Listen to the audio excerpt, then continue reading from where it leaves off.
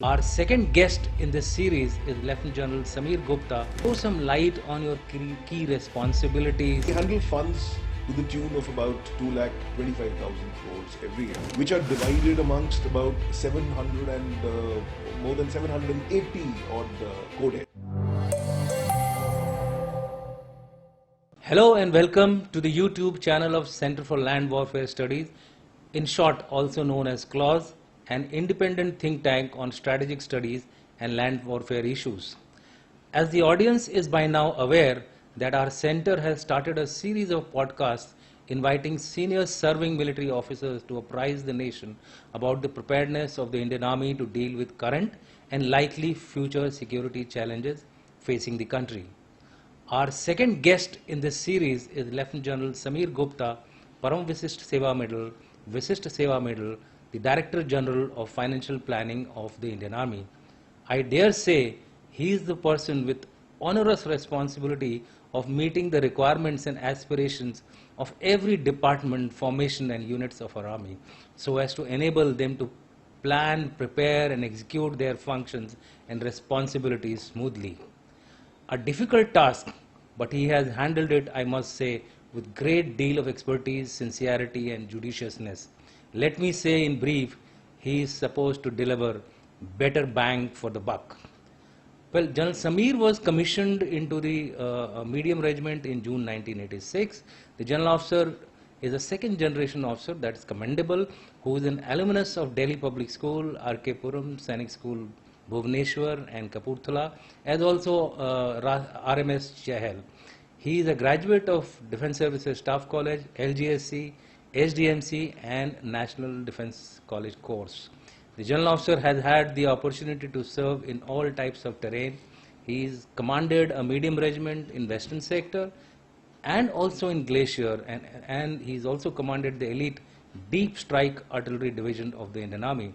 He has held numerous and diverse staff appointments at all levels, including Army Headquarters appointments before taking over as DG Financial Planning. I must add here that he has been awarded the Param Visisht Seva Medal on 26 January 2024 for his services rendered to the Army and the nation by the President of India. And before I invite him, I must mention that he is an outstanding sportsman, having played badminton at the state level and squash at the services level. So, without much ado, I welcome General Samir to this podcast, and we are indeed grateful for him for having spared his time for this particular program. Thank you, General Samir. A very warm welcome to you on this platform of CLAWS. We are indeed very grateful to you for having spared your time. Thank you very much, sir. It's a pleasure for me and an honor to be here with you today. Thank you. So diving into the session straight away, General Samir, there are a large number of questions, which are asked about financial planning in the Army, and you being the head of the financial directorate, could you throw some light on your key responsibilities and what all goes into the financial planning of the Indian Army? Well, so the Financial Planning Directorate is a small directorate. However, it's the nodal directorate for formulation of the Indian Army budget. And while this may sound very simple, but I'd just like to apprise you of the magnitude of the task. You see, we handle funds to the tune of about 2,25,000 crores every year, which are divided amongst about 700 and more than 780 odd code heads. We have to, interface with almost these 65 budget holders, high-level budget holders, and that I do on behalf of the Vice Chief of Army Staff. In addition to that, there are almost 16,000 budget centers spread out across the Indian Army.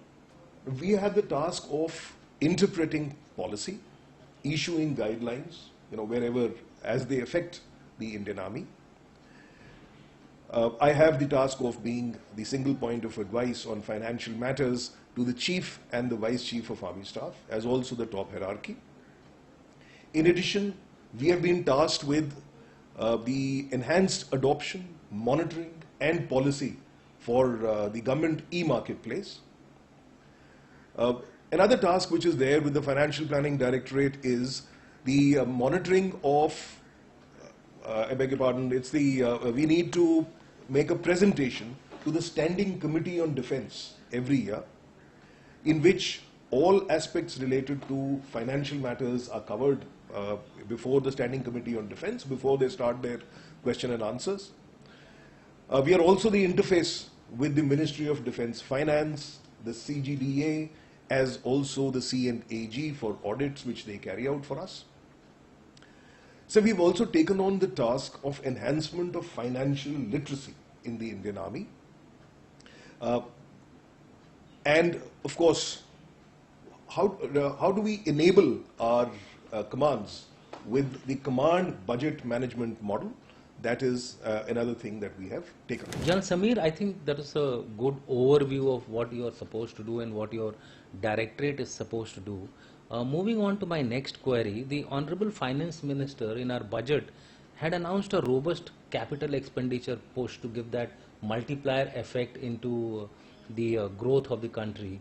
So I'm sure the Indian Army, being a major user of this particular budget and major spender of capital expenditure, what all efforts are being made by the Indian Army to ensure that the capital expenditure is undertaken smoothly and we contribute to this overall growth of the nation? So I think that's a very pertinent question, and it is a topical question these days. So far as the Indian Army goes, our capital budget is primarily utilized in three major portions.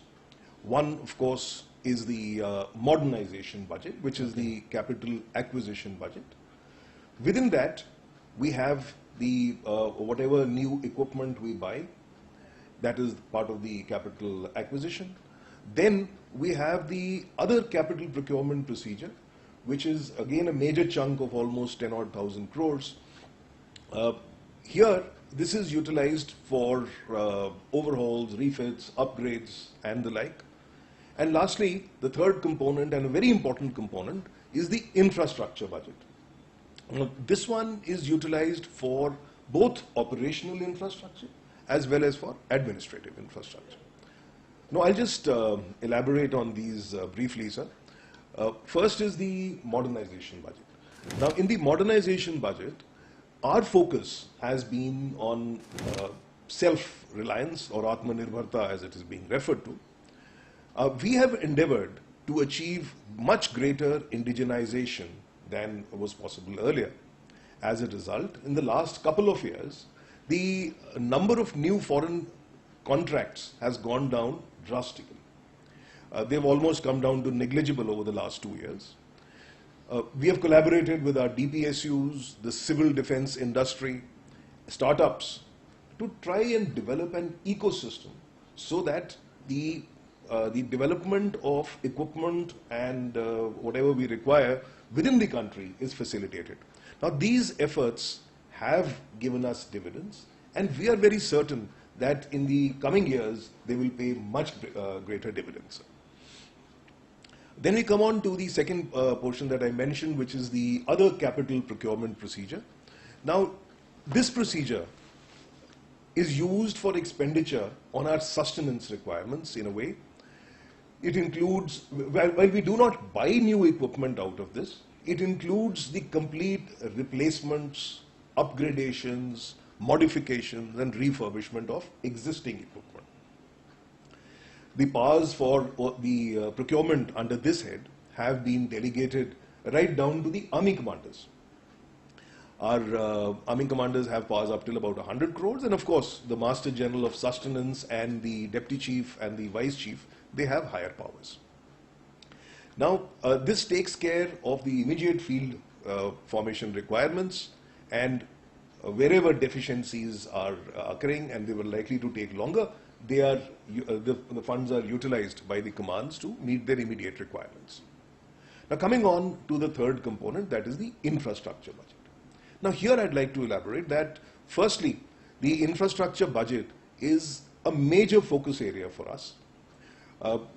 Primarily because, sir, you're aware that the Indian Army is, of course, spread out along the most difficult terrain along our borders. It's probably the most rugged and most difficult terrain in the entire world. We need access and operational infrastructure close to the borders.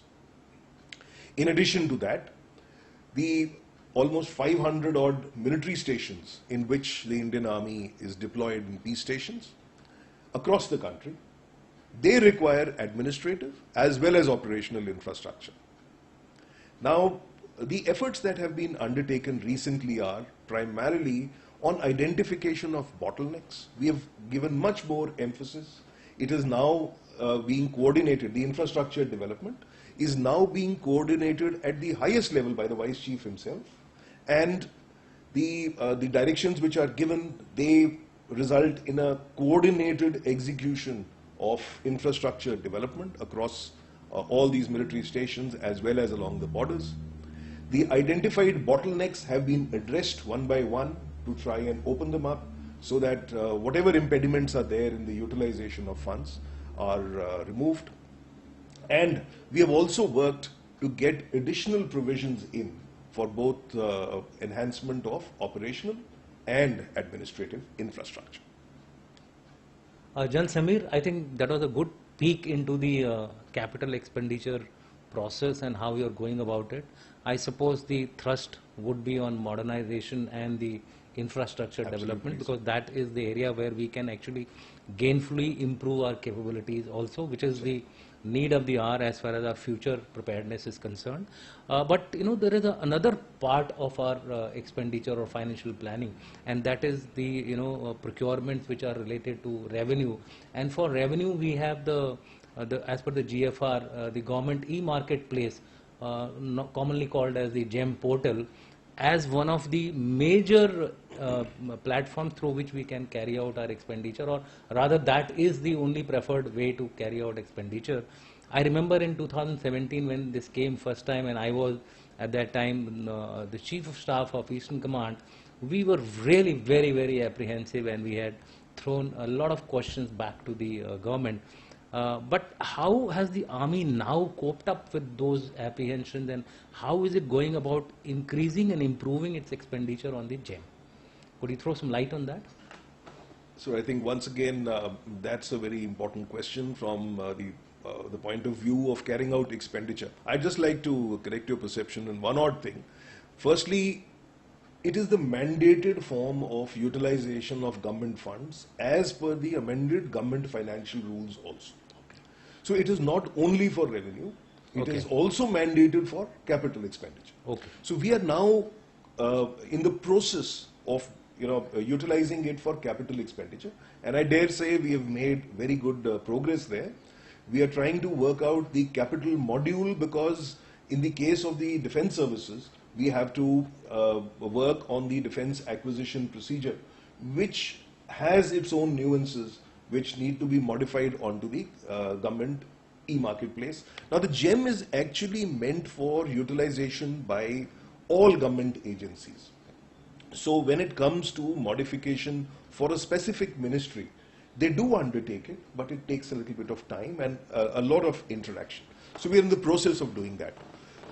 You're right, sir. When GEM came back in 2017, the total expenditure of the Indian Army in that financial year on GEM was just about 21 crores. Now, from those 21 crores, we have, in the last financial year, we have reached 15,400 crores. In the year before that, we were the best central organization for the gross monetary value. We got a platinum award for that, which was, that speaks volumes of the efforts put in by the commands, by the budget holders. As I mentioned earlier, there are almost 16,000 budget centers who are actually carrying out expenditure. And those 16,000 have to get on to GEM to be able to utilize the money correctly. Now, the last financial year, we have started onboarding things like rations, medicines, medical equipment, Okay. expendable stores. And these added about 5,000 crores to the expenditure last year. Now, as we explore newer areas, today also we are exploring out of our complete revenue budget as well as the capital budget. We are trying to onboard more and more, and we are looking at things like the OEMs of equipment to come on board the GEM for spares, certified medicines. There's an issue with medicines because of the certifications involved, and also works, which is a major portion of the expenditure under revenue as well as under capital, as I brought out in the infrastructure budget. So we need to onboard all these onto the portal. Okay. This would enable us to onboard probably another 15 to 16,000 crores, and this would lead to almost 50% of the revenue budget being included for utilization on GEM. The large number of budget centers, as I mentioned, who have been spread throughout the country, they also act, the advantage that the local economy gets is that we have filters in which we can ask for local participation. Okay. You don't want vendors from across the country trying to give us eggs and vegetables and things like that. Okay. So we want the local economies to participate, and thereafter they provide these stores and whatever rations, etc. That does give a boost to the local economy, and these are also aligned to the government initiatives which have been given out, various government initiatives where we are trying to become more and more dependent on the local economies in a symbiotic manner. Okay. Now, in the financial year 23-24, there is also the issue of there are various provisions which are available. The best are, of course, through competitive bidding, and the Indian Army has done almost 80% as a competitive bid, sir. I mean, we have not gone for direct procurement. In very few cases of direct procurement, almost 80% of the funds have been utilized for competitive bidding. Now, this results in large amount of savings, and as you would be aware that it has been assessed that approximately 10% savings are accrued whenever we utilize the GEM portal for carrying out procurements. So now that money which is saved is thereafter utilized for meeting additional priority requirements which are there. So it is optimization through the GEM portal. The increased preference to our micro and small industries and enterprises is also there. This is in consonance with the government policy, and the GEM portal itself has given an impetus to automation and digitization in procurement. We are looking at much more happening, and enhanced transparency, the traceable audit trail which comes because of this, and the real-time monitoring leads to better budget management as also transparency, overall transparency for the Army. Now, in the recent past, the DPSUs, our Defence Public Services Undertakings, I beg your pardon, the Defence your public sector undertakings. That's right. And startups, they have also enabled the Indian Army to expand our procurement because they have now come on board the GEM portal. And of course, we are benefiting from the larger variety of goods and services that have been onboarded onto the platform. Well, Jal Samir, I think that was quite a commendable effort, I would say, because based on my experience, I felt at that point in time myself that probably we need to do some amendments to the GEM, and rising from 21 crore to 15 crore, and now, as you say, that this year, because of the various initiatives that the Indian Army is undertaking, so likely to increase to about 25,000 crore. I think that's a jump which very rarely we see in new systems being introduced into our financial procurement system. So that is quite commendable, and I would say that don't be so humble. You also deserve the credit for having headed this particular directorate for last 3 years. I think your effort also needs to be a very much important part of this growth story. With that, I will move on to our next question. You see, it's always said that the ultimate test of any organization is its cutting edge, right? So what are we doing with all our financial planning to ensure that our cutting edge, that is the field commanders, have the access to the resources, etc., that would enable them to function more effectively and in a much more capable manner? So I couldn't agree with you more. The cutting edge, that is the field armies, have also been our point of emphasis. We have tried to give them as much as we can and to involve them in the budget preparation and management process. We have introduced a system called the command budget management. Now, this was operationalized to empower field commanders about 3 years back. It gives the army commanders flexibility to shift funds from one head to the other as per their usage and requirement. Now, what normally happens is that if you kind of straitjacket funds, you put them into the code heads. We have, as I mentioned, almost 800 code heads. When we put it into a code head, it is supposed to be utilized for that purpose only. Yeah, that's right. Now requirements may change tomorrow. You may have a system. You may have a requirement of utilizing more in one. The overall amount remaining fixed, if we have the flexibility of shifting from one head to the other, it really enables the army commanders to carry out what they want to do.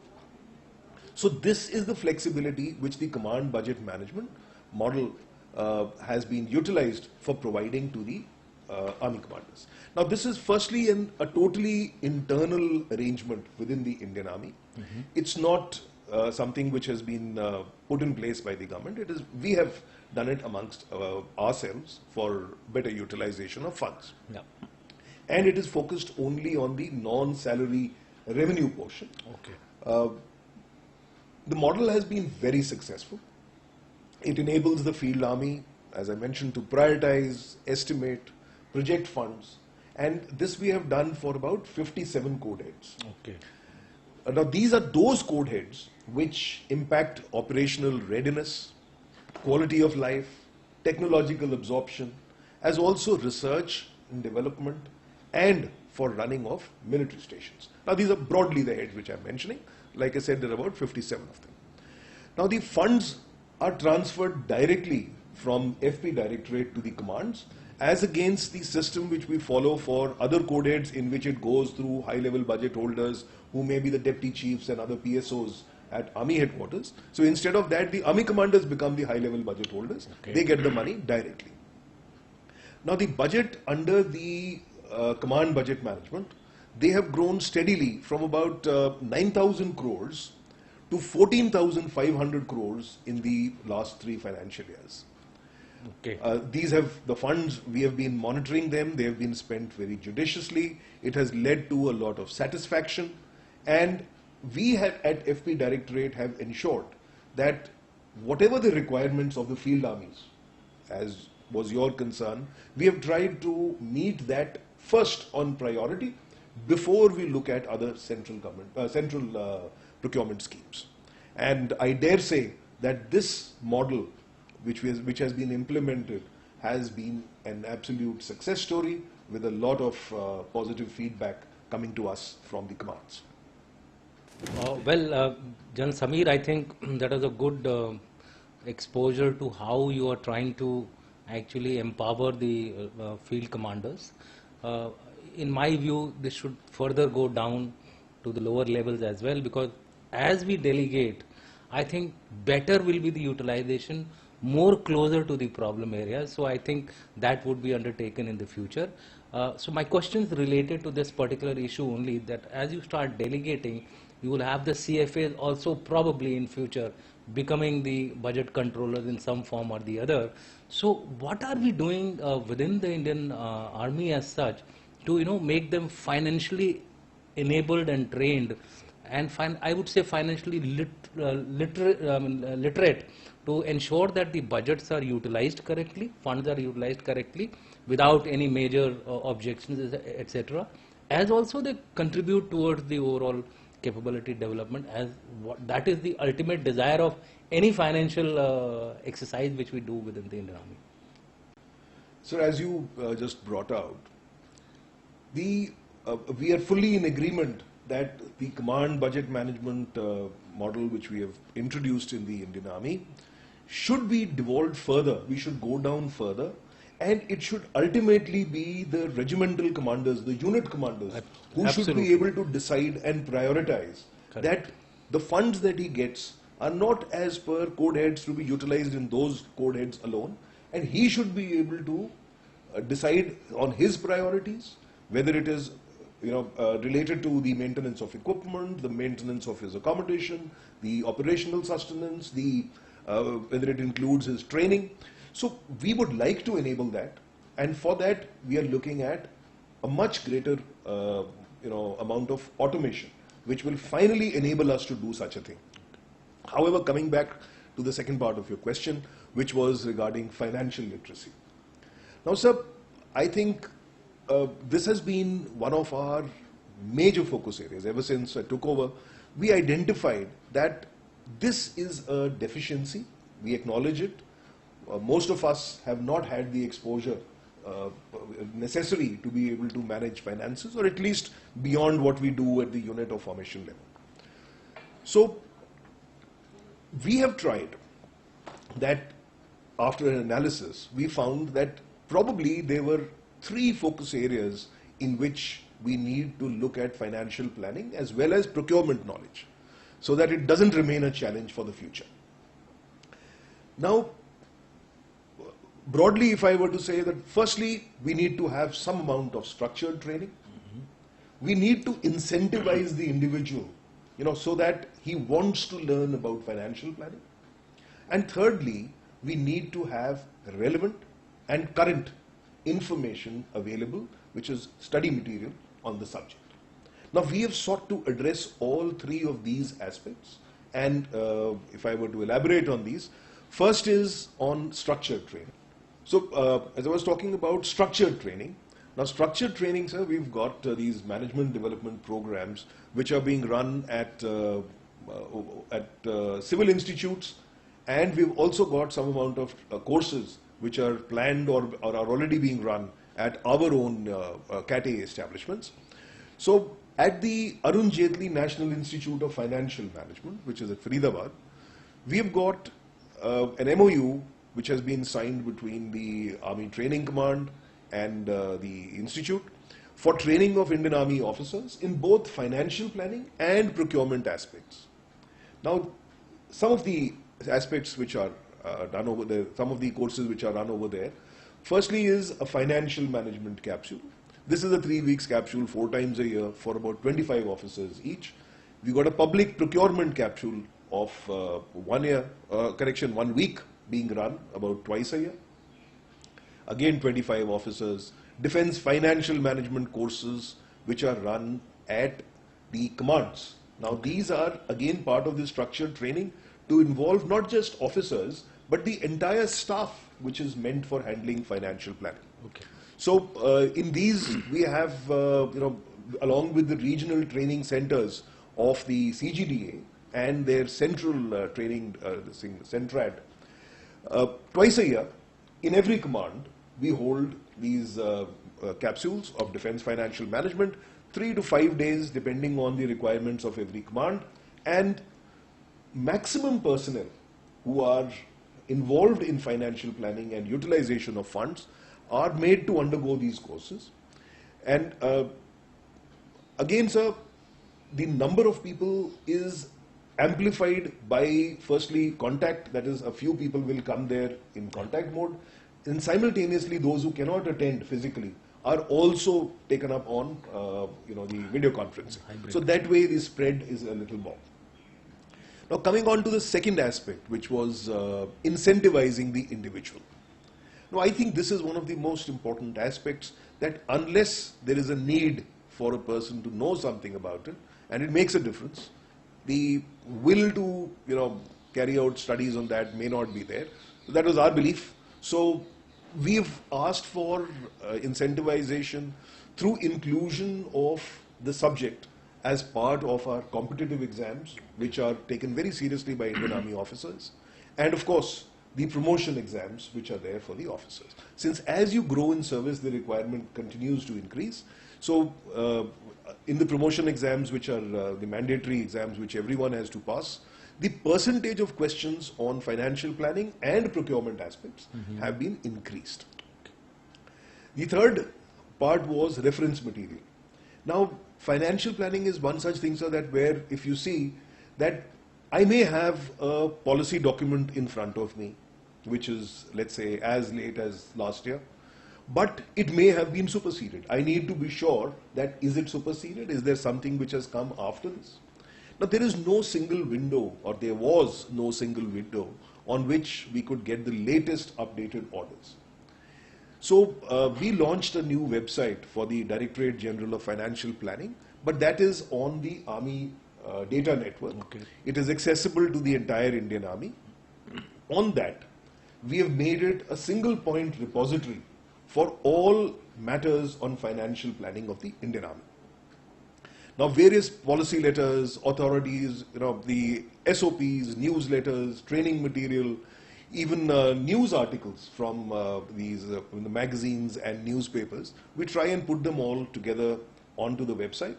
And my assurance to the entire Indian Army, whenever I've gone and spoken to people in commands, visit them regularly for financial planning, I've been telling them that it is my task on a daily basis to check the currency of the data which is there on the website.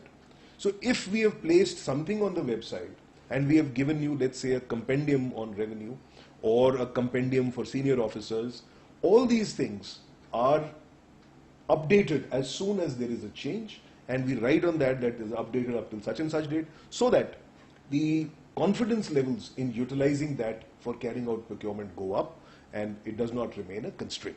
So in short, sir, these are a few measures which we are putting in place. And yeah, of course, besides this, the FP Directorate, personally I go across to all the commands every year to speak to them. I also visit 2 courses, which is the Higher Command course and the Higher Defense Management course. I've also been once or twice for ALMC. In addition, my ADG and the brigadiers, they also go and talk to various courses, try and familiarize them with all that has been done and motivate them to learn more, so that financial literacy overall in the Indian Army goes up. Okay. I think, General Samir, I must commend you, not only you but the entire Indian Army, for having evolved a program of awareness, especially for the CFAs. And why only the CFAs? The entire actually personnel of the Indian Army must be aware of the right way to spend things, right way to carry out expenditure. And towards this end, I think you've given me an idea that no amount of education is enough. So maybe at Cloth, I will think of starting a capsule like this. It will just add to the overall awareness levels of the financial expenditure. So I'll look at this quite positively. This is one outcome of the podcast which we are doing today. My next question is, and it is a very obvious question. Today we are seeing a tsunami in technology. I mean, that is something which is given now. Anyone and everyone, when you talk, possibly he first talks of technology and then talks of anything else. And technology in India has really seeped in a very, very major way as far as our financial issues are concerned. You can look at the UPI. I think it is one of the largest platform of Game changers. It's a game changer, Absolutely. and that's the right word for it. So what has the Financial Planning Directorate done to capitalize on this digital revolution which is taking place all around us? Okay, sir. So as far as the Indian Army goes, through the Financial Planning Directorate, we have looked at automation as a major enabler, as I was mentioning earlier, that with the overall aim of enabling even the lowest unit commanders, the last budget center, to be able to plan his finances and to be able to prioritize what he needs and be able to shift between funds. We've gone in for plans of automation. However, at the moment, my predecessors had put in place the basic financial management automation software which is already existing, implemented in the Indian Army. We call it the Financial Planning Management Information System. And this has been in place for the last 3 years. We are carrying out basic automation to include, we are able to see what funds are being given, what funds have been, the lower budget holders will receive the funds online, and they can dynamically see the allotments changing, if at all, additional allotments coming or something being reduced. And today also we are uploading the complete compiled data onto that. Now, is it enough, or is it the ultimate solution? Is it comparable, as you mentioned, even to the UPI or something like that? No, sir, it isn't. Firstly, we don't require the levels of automation which the UPI gives. That is a personal thing. It is my money lying at the bank from which I can spend it as I please. Here, we are guided by public procurement policy, the canons of financial propriety, and money is to be utilized as your own, but not as your own. It is your, you need to be able to get the best out of that money. Yes. So there are a lot of controls, procedures which have been put in place, as there should be for any large organization to bring about uniformity. Prudence is required. Absolutely. So, sir, now looking at that, what we have done is that we have studied, incidentally, we went out and studied the systems which are already in place, like we've got the Naval FIS, that is the Financial Information System. They've been running that for about 10 to 12 years. It's a system based on ERP. Similarly, the Public Financial Management System, which is the PFMS, is mandated for the entire government. The Air Force has its own systems. The CGDA is carrying out very large-scale automation they are the ones who are managing the money for us, actually. And we have to be in sync with them. Plus, as we discussed earlier, the government e-marketplace being the mandated methodology for utilization of public funds. We have also gone out and studied the income tax department's automation, the DRDO's automation, Bharat Electronics, NIC. We carried out a full, holistic kind of analysis. And then we came down to our requirements. It took us almost a year and a half to be able to study this and formalize our requirements. Now, having done that, we have now put out the RFP for the Indian Army Financial Information System. The RFP has been uploaded on GEM as late as just about the 2nd of August, just about 26 days back. Okay. And we are hopeful that we will get a system which will meet our requirements. Okay. And when I say our requirements, what exactly do we want? We want that 100% of our units and all our budget centers are onboarded, preferably on the Army data network. In phase 1, we are looking at our own Army data network, because financial information is not something that we would like to put out in the open domain in totality, because how we spend money and what we spend it on indicates capability. So maybe there is adequate caution which needs to be exercised while while putting out that information. Now, what we want our system to be is that we don't want our people to be feeding data into GEM at one time, into our own systems for management. That's right. And at the same time also managing, these the systems of the CGDA. Yeah, so there has to be a single point of data entry. So that is what we seek to achieve with our system. It has to meet our requirements of carrying out financial management. There has to be reliability of the data which is there. It should not be something which can be changed by anyone. There has to be that integrity of data, totals and everything to be correct. And as I mentioned, integration with GEM and CGDA systems would be there. After we have automated our own systems, then we will look at integrating with the CGDA and GEM, which these days is done quite easily through the medium of APIs. Okay. So we want flexibility to be able to undertake business process re-engineering.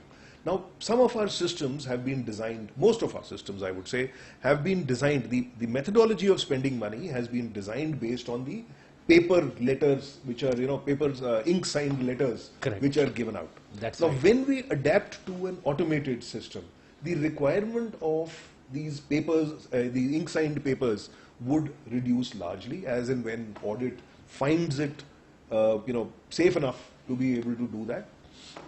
So when we get into that, there will be a lot of business process re-engineering which would be required. So our system has to be flexible enough to be able to adapt to that. Now, we need data analytics to be able to see as to what is money being spent upon. Is it in consonance with the Chief of Army Staff's and the Commander's directives on the subject?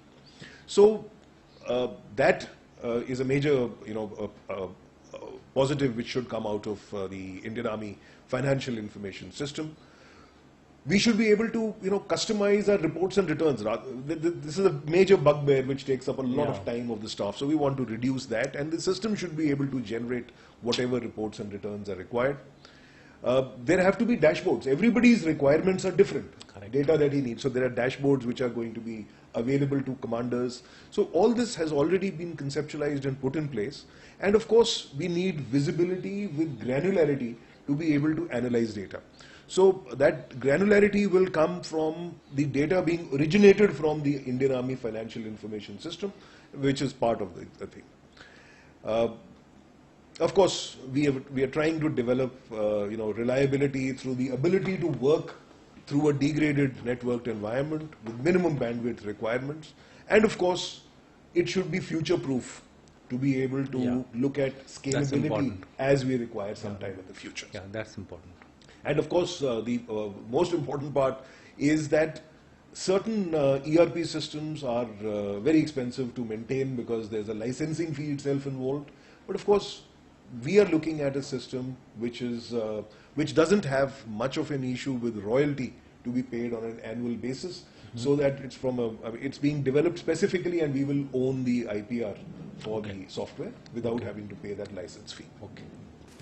Well, General Samir, I think you are well on the road to automation, and I wish the Financial Planning Directorate all the best, that the software which you are intending to field comes soon, and it is exploited by the entire environment. So for that, I wish the very best to not only the Financial Planning Directorate, but the entire Indian Army fraternity.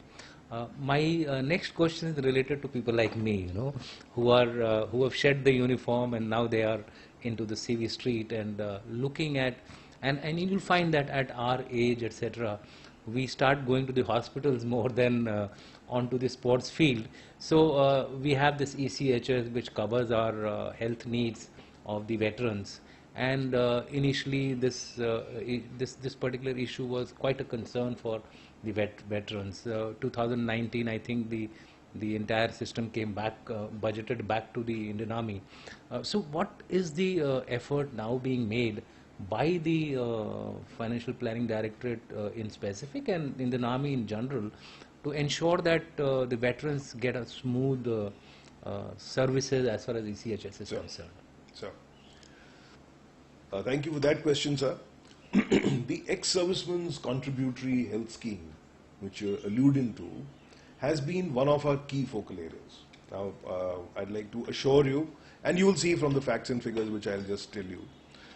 Now, firstly, this was established somewhere in 2003. Ever since its inception, it has grown in its coverage and the magnitude, the scope. ECHS has a budget in both revenue as well as capital. Okay. Now, it has been part of the Army budget for almost the last 4 or 5 years.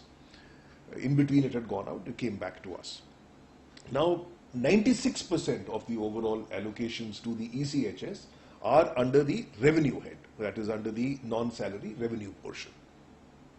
It caters for hospital admissions, the outpatient department at OPD, and also lab requirements, and all these are clubbed together under the MTRE portion, and also there is a separate portion in which the medicines are catered for. Okay.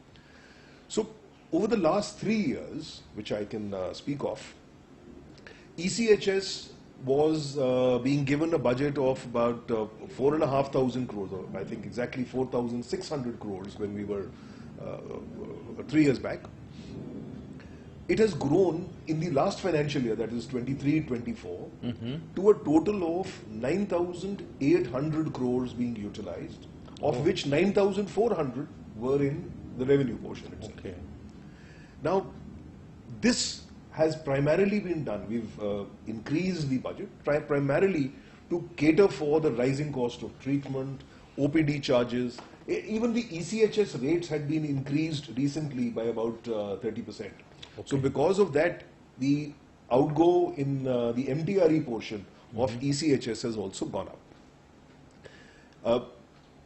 In addition to this, post-COVID, sir, the requirements during COVID, the requirements were different. People had stopped going for elective kind of surgeries. It appears that now post-COVID, all these things have caught up. Previous, pending issues have now been resolved because people didn't want to expose themselves unnecessarily to hospitals at that time. Obviously. So now these things went up, and the costs obviously went up. By increasing it to the present levels of almost touching 10,000 crores, I think we are at a sweet spot as far as expenditure goes. It is adequate to meet our requirements. And in addition to this, now further improvements are being carried out by including GEM for the procurements for the ex-servicemen's contributory health scheme as well. And at the moment, all capital equipment which is being purchased for ECHS is being processed through GEM. Almost 110 categories of medicines have been onboarded. There are issues regarding quality and deliveries and all that. They are being ironed out by the DG AFMS, and very actively, because we interact with them on a regular basis to do that. And I am quite certain that this increase, as also the other methods, like we've even gone to the commands to improve the procurement of medicine, because in ECHS the procurement of medicines happens through the local medical officer, that is the SEMO in every station. So there is an element of commands, control over the procurement of medicines. So that is also being, the bottlenecks have been identified over there, and we are trying to improve that. In addition to that, we've been, as I said, interacting with the DG AFMS and the DG MS Army to get things moving and adequate money being pumped in. And I'm sure it will lead to better utilization and hopefully for better consumer satisfaction. Yeah, absolutely. As affects every one of us. Absolutely.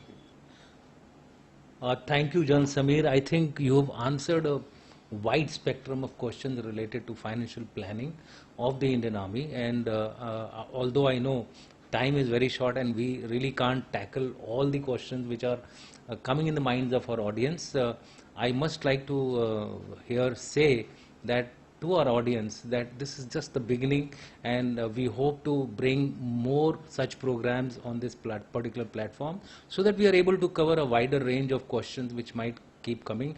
Please throw your questions in the comment box of our channel. We would like to address them in our subsequent meetings.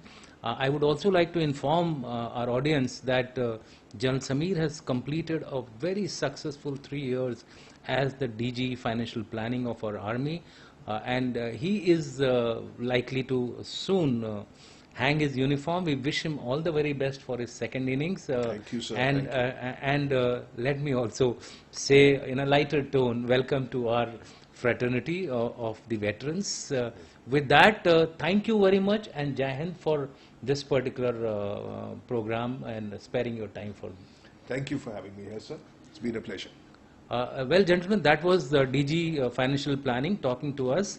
We will have our next guest as the Quartermaster General of our Army, and I think you should keep watch as far as this particular YouTube channel is concerned. We are going to expose you to some of the most happening things which are happening in our Army, and I'm sure all of you will benefit with that. Thank you. Jai Hind.